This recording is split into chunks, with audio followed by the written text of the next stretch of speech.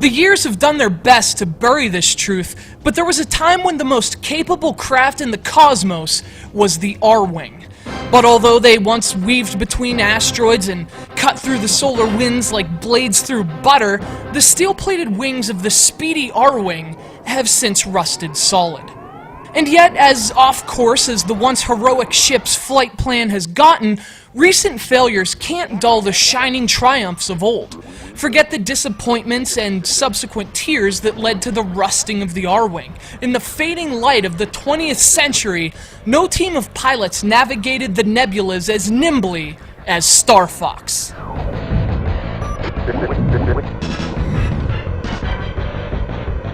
Released to the Super Nintendo Entertainment System in 1993, Star Fox was really a significant moment, not only for Nintendo, but for video games in general. 3D graphics were still in their infancy. They wouldn't become a standard until the next generation of consoles. But when the British developer Argonaut Software approached Nintendo with a prototype for a 3D flight game, Nintendo commissioned the design of a custom chip that would allow the Super NES to render polygons. The result was a coprocessor chip called the Super FX, and in 1993, this thing blew our minds. To have this caliber of 3D graphics on a home console was just unprecedented, and our introduction to this exciting new technology was Star Fox. The glorious fruit of Argonaut and Nintendo's shared efforts, Star Fox was a game you had to see for yourself to believe. It was a game that made riding a bike to your friend's house just to watch him play seem totally worth it. Star Fox was unlike anything we'd ever seen on a home console, and for that reason alone, it's a landmark release. Star Fox is an on-rails shooter in the vein of games like Panzer Dragoon and even Sin and Punishment. You control the Arwing through lots of diverse locations across space, all the while firing your lasers at anything that gets in your way.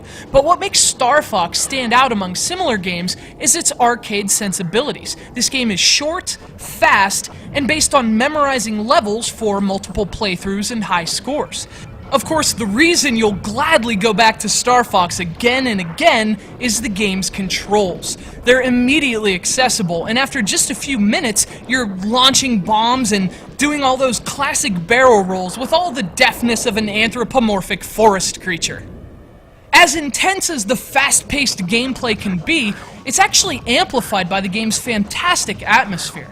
Unlike later games in the series, there's a legitimately epic feel to Star Fox. A sweeping musical score builds tension throughout each level, and often, the levels actually use pauses in their oncoming enemy waves in order to accentuate the music.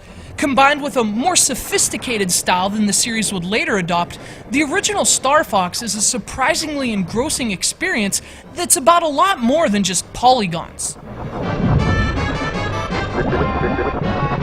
Now, as groundbreaking as Star Fox was, it does lose altitude in a few areas. Most notably, even with the game's design goals in mind, it's still a bit short.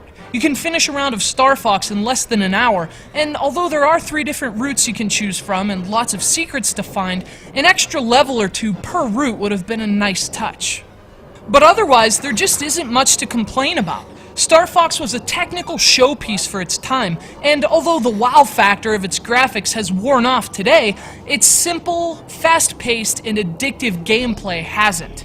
One of the best space shooters of the Super NES era, its fancy internal chip isn't the only thing that's super about Star Fox.